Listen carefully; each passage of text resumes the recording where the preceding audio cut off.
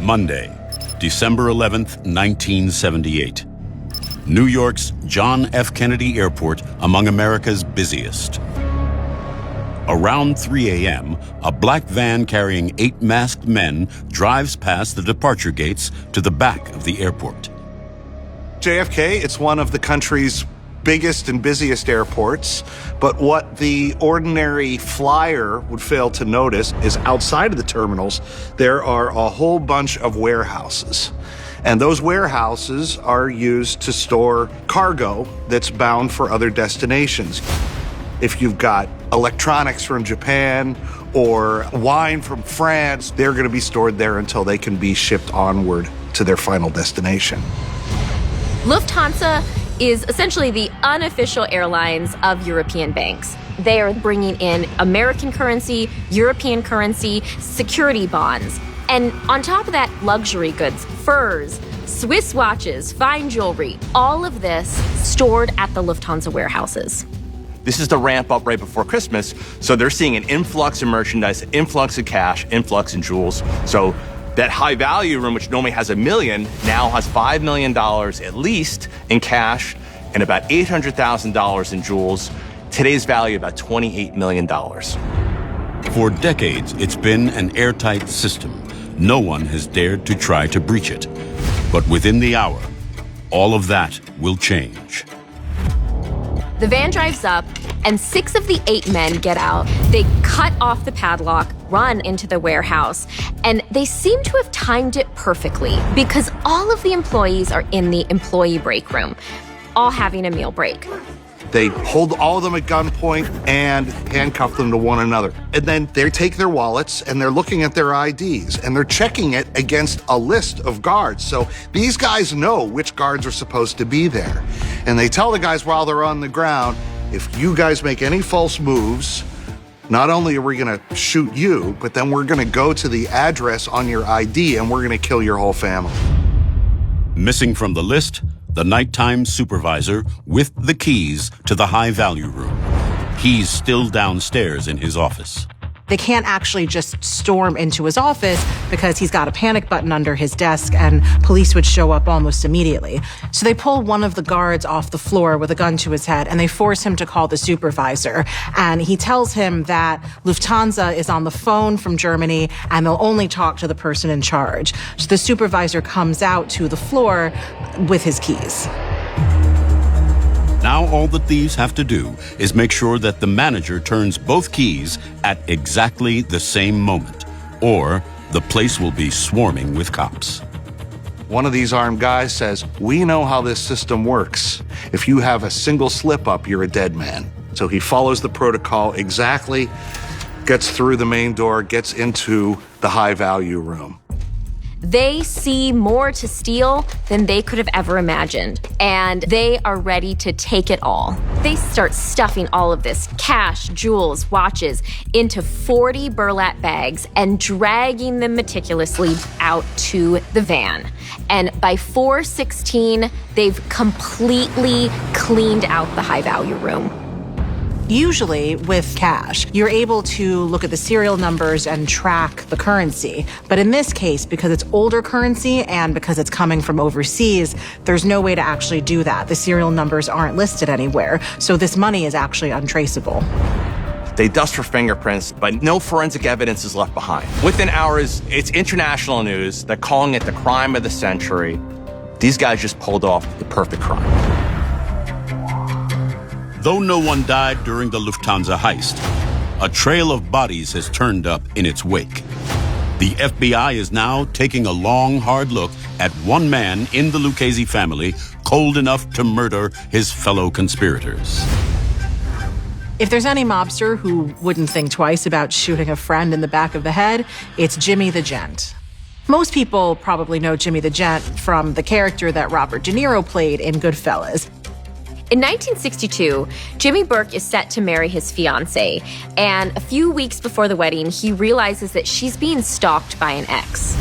The day of their wedding, that ex is found killed with his remains strewn about his car.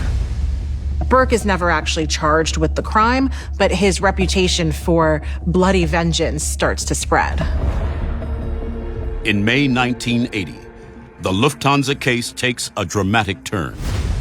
Longtime Burke associate Henry Hill is arrested on serious drug charges. Under interrogation, he offers to make a deal. According to Henry Hill, Burke is the guy who planned the heist, executed it, and now has been bumping off anybody who might be associated with it.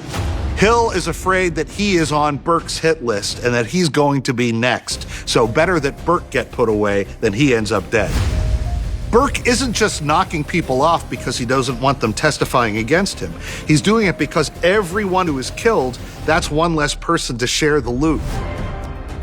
And every time authorities find a potential new witness to finger Burke, they end up dead. By the summer of 1979, 9 more suspected people connected with the Lufthansa heist have been found dead. Authorities still find no clues left behind at these murder scenes. But because associates of the Lucchese family and of Burke's keep turning up dead, they think that maybe he's becoming paranoid and is continuing to cover his tracks. The Lucchese crime family rules over the borough of Queens, and nothing happens on their turf unless it's sanctioned from the top. So, after the Lufthansa heist in 1978, feds are convinced that while low-level mobsters might have carried out the actual robbery, the $5 million payload travels much further up the food chain.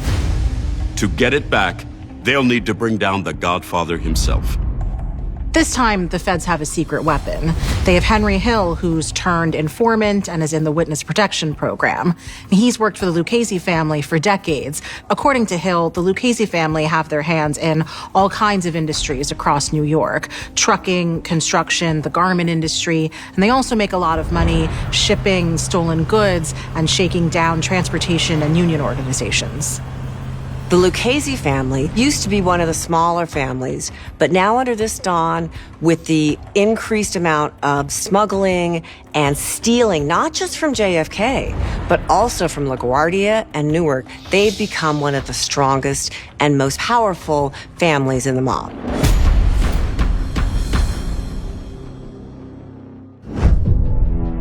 In addition to Hill's testimony, they also have the testimony of the Don's chauffeur, who says that just days after the heist, the Don was already planning the execution of many of the people involved.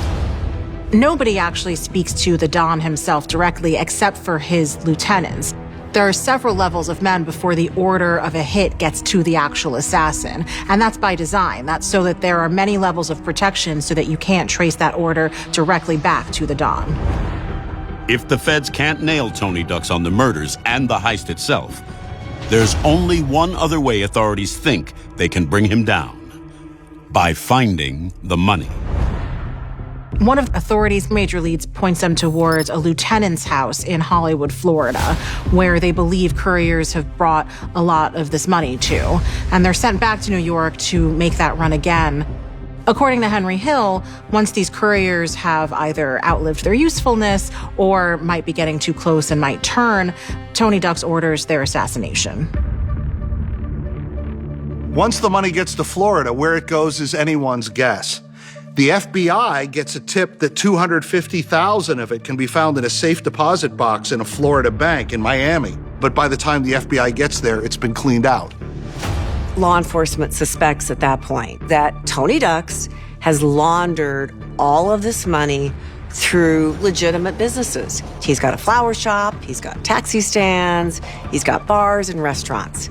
And that money was probably already laundered and will never be found. Jimmy Burke, the Lucchese, Gambino, and Bonanno family godfathers, and other major players all escaped charges related to the Lufthansa heist. And with all of them now dead, the secret of what happened to the missing millions may be gone forever, making it one of the most elusive and bloody open cases in American history.